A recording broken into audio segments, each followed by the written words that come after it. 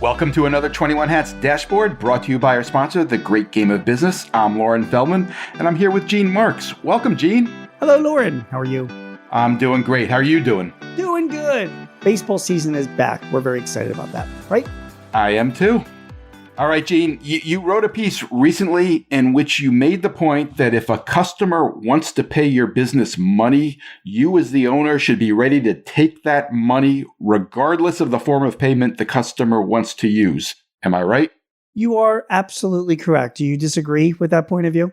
I do not. I do have some, and this is what I want to ask you. I do have some empathy for the business owner with tight margins who gets annoyed at how much some of the credit cards charge and tries to manage that. I understand the impulse. Do you as well?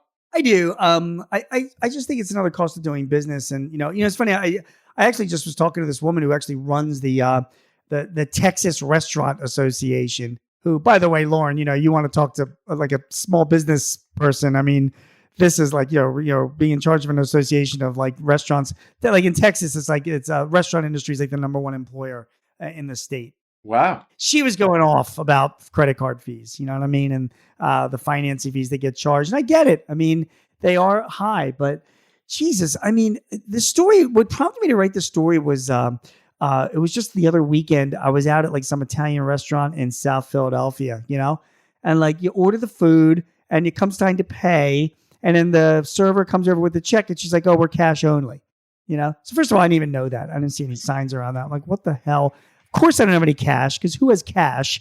So then I had to go in and use the ATM machine. There's like, "Oh, don't worry, we have an ATM machine." $4.50 service charge on the ATM machine, which I guarantee the restaurant is getting half of that. And then I had to pay in cash because the restaurant doesn't want to pay the credit card fees, And I'm just like, man, you're just inconveniencing me. And, I don't know. I mean, like, it creates a headache for me.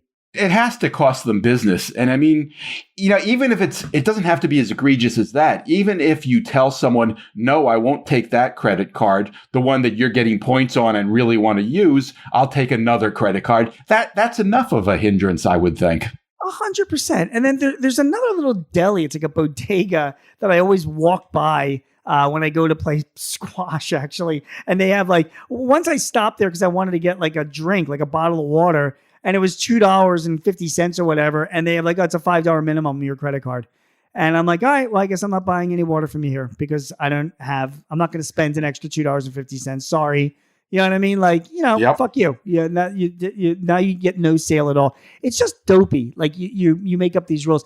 And then when people say like, "Well, you don't understand, these credit card fees are so high," and they are. I totally get that. So I mean, come on, you're lazy if you're just tagging on a credit card fee or penalizing your customers for using a credit card. There's an easier way to do that. It's just, I don't want to say it's easier, but it takes a little bit of work. You figure out what these fees are across your entire business, and then you allocate those fees in your pricing across all of your products. Because when I went to that, if this guy at the Italian restaurant doesn't like me using credit cards, if he charged me, Loren, I don't know, I paid $20 for a veal parm, and he charged me $20.30 for a veal parm because he actually did the math across all of his products, and he knows that extra 30 cents would cover the extra cost of the financing fees over the course of the year. I wouldn't blink. You know what I'm saying? Yep. But now here I am talking to you about this restaurant and how pissed I am, and I'm not going to go back there again because I don't carry cash. So there it is. So let me ask you this. You were right on the top of the news with this one, because the same week your story came out, there was the announcement of the settlement between the big credit cards and the merchants associations about capping the fees that the credit cards charge, which is going to have an impact. I'm a little confused about this, and I'm wondering if you can help us out. On the one hand, I see it reported that it's going to save retailers as much as $30 billion over the coming years. On the other hand, I know that some retail associations are not happy about this and saying that they didn't get enough out of the settlement. What's the reality here? Well, the reality is that it's a temporary cap. It's not going to last forever. So the credit card companies can still go and in the future have the ability to raise the fees. But even more so, they still think the fees are too high. And that's just the bottom line. And she was giving me examples that these fees themselves, are slowly becoming almost, one of the top 3 expenses of a typical restaurant in Texas is paying these credit card fees. So it's almost like they have these really high fees, which people don't feel can be really justified. And now they're going to just cap them, but they're going to keep them at their high levels. And that's not what they wanted. They wanted a reduction in these fees. And that's because they think that they're taking advantage, and they didn't get that. And that's why they're annoyed.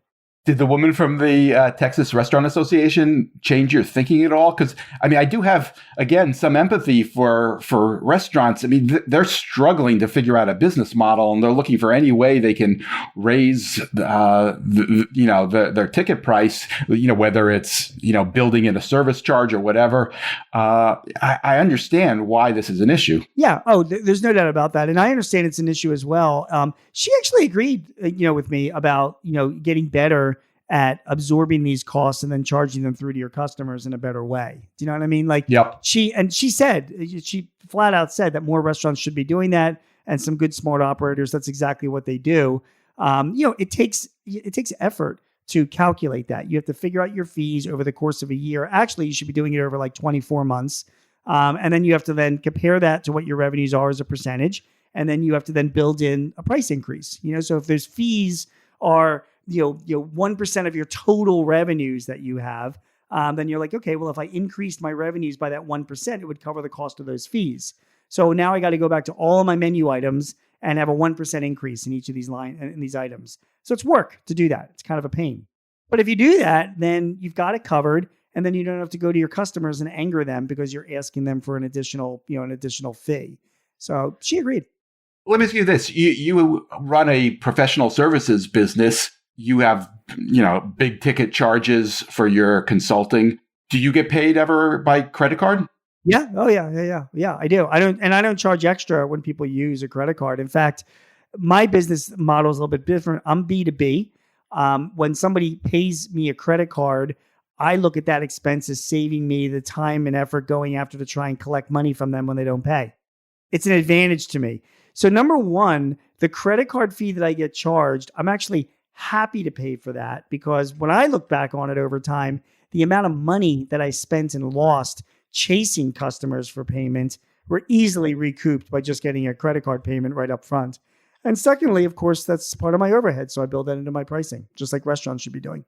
That is a great point. I'm so glad I asked you about that, because, with what you charge for your technical services, I mean, the fees that you end up paying are a lot more than for a veal parm dinner. Yeah, it's true. But then again, I mean, it adds up overall. So I can't compare myself. I don't know what the revenues are total for this Italian restaurant. They're pretty busy, by the way. So maybe this really doesn't have an impact on them at all. In my case though, yeah, I mean, they can be big, but I'm telling you, I mean, every year there's a certain percentage of customers or clients that I have to go after, or my bookkeeper has to go after. I'm paying her $40 an hour, and she's spending however many hours a month chasing down collectibles. Do you know what I mean? That costs. Yep. And let alone having uncollectibles, where people don't pay at all. So having the credit cards in place to me was like, I see value in having that. And I guarantee you that if anybody from Visa or MasterCard is listening to this right now, they'd be like, yeah, that's right. That's right. You did. Keep talking. And by the way, I am glad you asked that question. And Lauren, you ask really good questions. Oh, thank you, Gene. Yes, I have a high amount of respect for you and your journalistic intelligence. So don't be glad for asking it. You just accept the fact that you're just skilled at what you do. Okay. Well, I have to say, I did not expect your answer. So I appreciate it, but I appreciate what you just said. All right. Next topic. You also wrote recently about bankruptcy. Not something that people particularly want to think about, but you made the point that while bankruptcy should be considered a last resort, it's less of a defeat and more of a business strategy these days, especially because of the way the rules have been changed for small businesses. Can you give us a quick update on that? Yeah, I mean, listen, the bankruptcies are going up. Okay. But before anybody panics about this, I mean, the bankruptcy levels themselves are still so far below what they were even, pre-COVID, And by the way, just that also ties into the fact that the economy is really good, Lauren. Okay, let's Yep. not forget that either. Okay, but okay. So I'm supposed to make that point to you, Gene. yeah, you're supposed to make it to me, but I want to like reiterate the fact the economy is good, so everybody shut up. So there's although bankruptcies themselves are going up, they're still very much behind the game. Having said that, there have been rule changes, and you can read my piece about this, but there have been rules changes around bankruptcies, and these changes happened back in 2019, and the changes themselves were to make it easier for small businesses to emerge from bankruptcy. Okay, so if your debts were below a certain level, and I think it's like $7.5 million now in outstanding debts, you could the process for going into a reorganization, a Chapter 11 reorganization, is much easier, much less expensive. You don't have to have the whole committee of creditors. Your house won't be up, on the selling block. All of these things were part of this act that came into effect back in 2019. And so the reason why I bring that up is, if you are struggling, and you have your debts are really overwhelming your assets, and you're really worried about staying in business, filing Chapter 11 is actually much easier for smaller companies, and it's a strategy. I mean, rather than just throwing in the towel and running away and taking the bad credit rating and pissing off a lot of people, you might be able to reorganize and still pay people back, and they'll still be pissed because they won't get all the money that they were owed, but you can still maybe navigate your way out of it and have a second life. So that was the point of the piece. It's an entrepreneur, actually. Just a good thing to know, and keep in the back of your mind if times are tough, that there are options that didn't used to exist, correct? Correct. It's only a couple of years old. So, and they are very, very beneficial to small businesses. So it is just something that it's called the 2019 Small Business Reorganization Act. So you can look it up and talk to a bankruptcy attorney. All right. Similarly, there are changes on taxes. You wrote another piece in which you pointed out that a lot of owners are focused right now on paying their taxes for 2023 when they probably really should be thinking about planning for 2024. And there are some rules changes that they should be aware of, which you pointed out in your piece. Can you update us on that a little bit?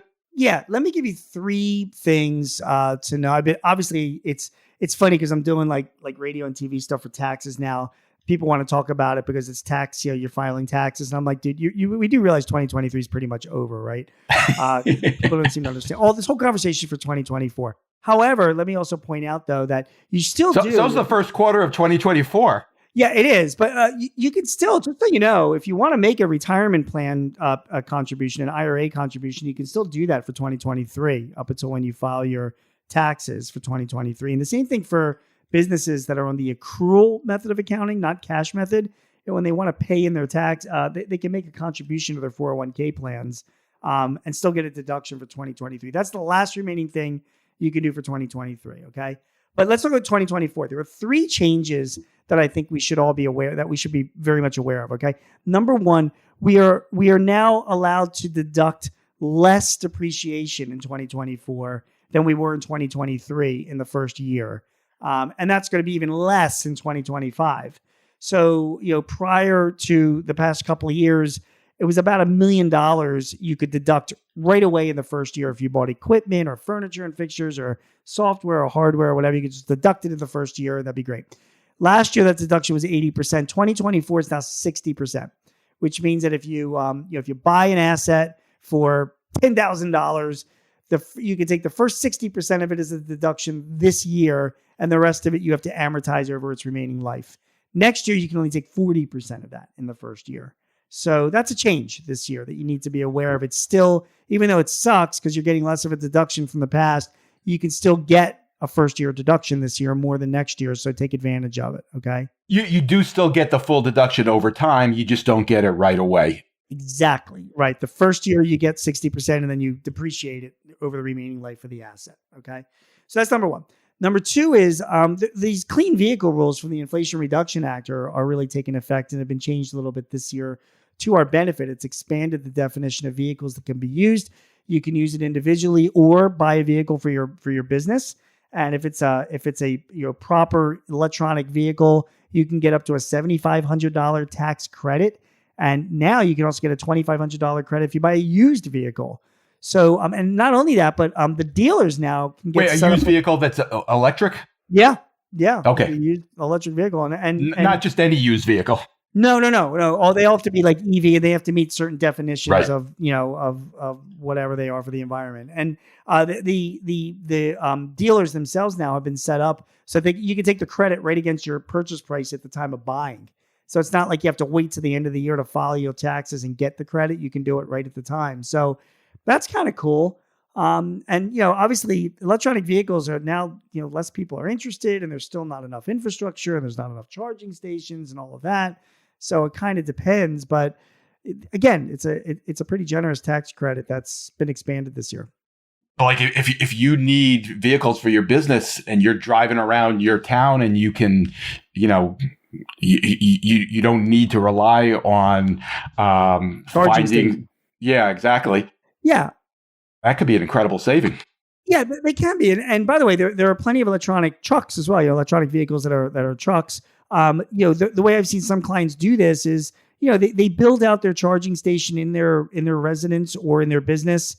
And I'm not an electrician, Lauren, so I don't really understand this shit, but it's like you change the configuration of your electrical for more wattage and voltage and Voldemorts, and then you pull the car up to it, and then you just charge it at your place of business, And these things have a range of a couple hundred miles now, so unless you're really driving far, if you're using it for local deliveries or local whatever, yeah, I mean, to me, it's like it really makes sense. It can give you a bit, and I think Teslas. I mean, you can still buy a Tesla for what, like 30 or 35 grand now. It's pretty. They're getting pretty competitive. So I don't know. I mean, I think that's a good credit. So that was the second one, and then the first one was the capital equipment. You got to be aware of that deduction's going down first year. Clean vehicles, that's a credit that's available. The third big thing in 2024 is just retirement plan stuff. Some of these things from the Secure Act of 2022 are coming into place this year. Like there's big tax credits available. If you want to start a 401k plan, the government will pretty much pay for it through tax credits. So there's like no reason not to start a 401k plan in your business. Number two is pay for it, meaning paying the cost of administration, setting it up. Yeah. Yeah, all of that, which could be hundreds or $1,000 or whatever. They're offering like up to like 15,000 in tax credits over a 3-year period of time just for starting it up. So Wow. The government will pay you to get it started. They will pay you in tax credits to have automatic enrollment in your plan as well. So they'll actually give you a tax credit just for doing that. And in addition to that, depending on the size of your business, they will give you a tax credit if you match your employee's contribution, Lauren. So like you have an employee that contributes $500 and then you match it. Again, depending on the size of your business, you can get a tax credit for that match. So for the full thing, so you're matching for free essentially? Yeah, 50% of their contribution, I think up to $2,000 for the employees. So it's $1,000 for you. So theoretically, if you have 40 employees and they each contribute $2,000 to your 401k plan, and it's a new plan, by the way, you could get up to $1,000 credit for each employee if you match it. So, I mean, government's like stepping up to help you. And one other thing, the government is now also allowing Roth 401ks. So you can set that up for your employees and they can put after-tax money into it and it grows tax-free forever. So those are like some really big changes this year that, we all as business owners should be looking into. Are there advantages for a business that has an established 401k plan? Not as many as you think. These, most of these, which is really a bone of contention with me. There is, these incentives are mostly for businesses that start new 401ks, right? They don't have one because the government's all upset because not enough businesses have 401ks. Like only 50% do. And that's fair enough. But there's another problem, which is there are a lot of businesses that do have 401ks, but a too small a percentage of the employees participate. Thank you. Exactly right. I mean, we have a lot of companies that I have a lot of clients that have 401ks and their employees aren't contributing to it. And there needs to be more incentives to get them to contribute. And they've been kind of ignored by this legislation. So there will be a Secure 3.0. And I hope that's part of it. Do you know what I mean? I hear you. I hope you're right. What are you working on? Anything we should look for in the coming week? Let's see. You know what I'm going to write about? Did I tell you last time I blew it off for a week. I was going to write about fractional chief marketing officer. Oh, that's right. You did mention that. Yeah, that got delayed a week, so I'm going to do that this week. That'll be fun to write about. And then also, I'm going to write about somewhere you and I have talked before about the Corporate Transparency Act, the one where the Treasury Department is making us report our beneficial owners. Although it's on hold now, right? Yeah, yes and no. Yes and no. So, a federal court found it to be unconstitutional. The Treasury says this really only affects a small amount of business owners, so they're moving forward with it. Other people are suing. It's kind of a mess. But, depending on the size of your business and the nature of your business, you might still have to be doing this. So your contention that it's on hold, a lot of people do feel that, say that same thing, but that may not necessarily be true. So I'm going to be writing about that. Well, we will look forward to that. Gene Marks is a CPA who writes weekly on small business for The Guardian, The Hill, The Philadelphia Inquirer, The Washington Times, The Chicago Daily Herald, Forbes, and Entrepreneur. You can hear him on ABC Radio's Eye on the World with John Batchelor. Gene hosts 2 small business podcasts with Paychex Corporation and The Hartford. This episode was brought to you by The Great Game of Business, which helps businesses use an open book management system to help build healthier companies. You can learn more at greatgame.com. Thank you, Gene. Thank you, Lauren. We'll see you soon. Have a great week, everybody.